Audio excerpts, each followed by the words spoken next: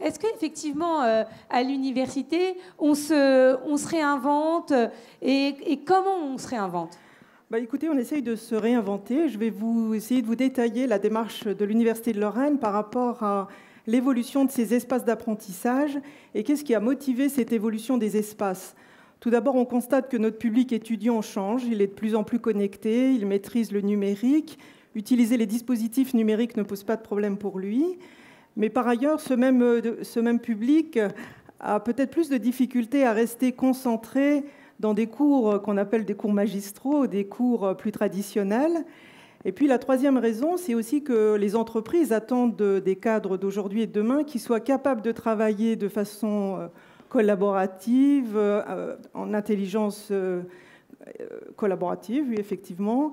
Et nous pensons que pour mener ces transformations, il faut que nos pratiques pédagogiques évoluent vers des pratiques plus actives. Et ça va reposer à la fois sur des dispositifs numériques, bien sûr, mais aussi sur des espaces d'enseignement qui doivent être visités pour être plus flexibles et pour permettre justement cette pédagogie active. Alors, le dispositif numérique, c'est assez naturel, c'est vraiment évoluer vers plus de visio, de vidéo, de tablettes, de boîtiers de vote, de Wi-Fi dans les locaux, mais c'est aussi des contenus numériques qui doivent être davantage adaptés au public d'aujourd'hui et pas seulement des PowerPoint qui sont mis sur des sites web, mais aussi des MOOC, des cours en ligne dynamiques avec des QCM et puis aussi des jeux sérieux que nous développons à l'université. Alors, ces dispositifs numériques-là, ils nécessitent qu'on revoie les locaux. Aujourd'hui, les locaux, ils sont organisés d'une façon très... On a la chaire, le bureau, et puis en face, on a les tables, donc ce qui ne favorise pas le travail interactif et une action de l'étudiant, mais plutôt une passivité de l'étudiant. Et donc, nous avons pensé au niveau de l'université qu'il fallait adapter ces locaux pour les rendre plus flexibles, plus modulables et adaptables aux différentes pédagogies que les enseignants veulent développer.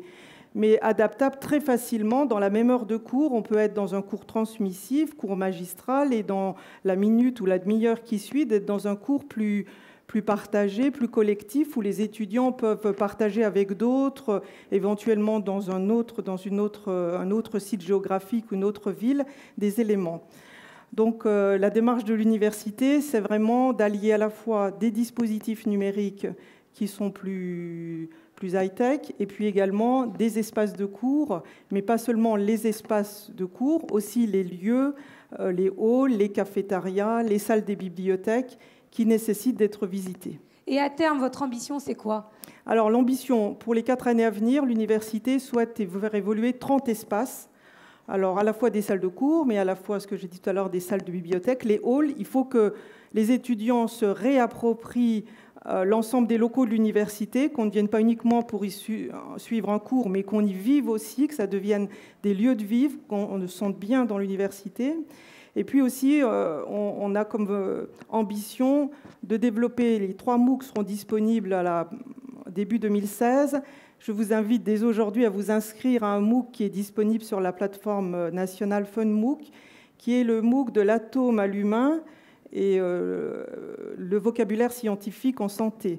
Donc l'objectif de ce MOOC, c'est que les étudiants en études de santé mémorisent en 4 semaines 1500 mots scientifiques du domaine de la santé et qu'on leur donne les moyens numériques de mémoriser ces mots pour qu'il y ait une égalité des chances pour tous les étudiants dans ce domaine.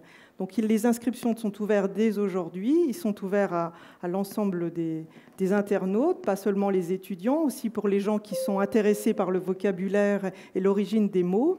Et on fait aussi un jeu sérieux autour de l'officine, puisque les étudiants de pharmacie ont souhaité être mieux préparés à leur métier de pharmacien et on simule des situations en pharmacie où ils doivent être acteurs d'un certain nombre de scénarios. Des jeux de rôle en sorte. Tout à fait, des jeux de rôle.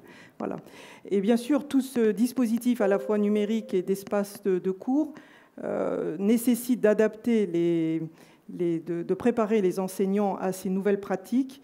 Et donc l'université mobilise à la fois des personnels pour accompagner les enseignants sur ces nouvelles pratiques et aussi des moyens financiers pour les réaliser.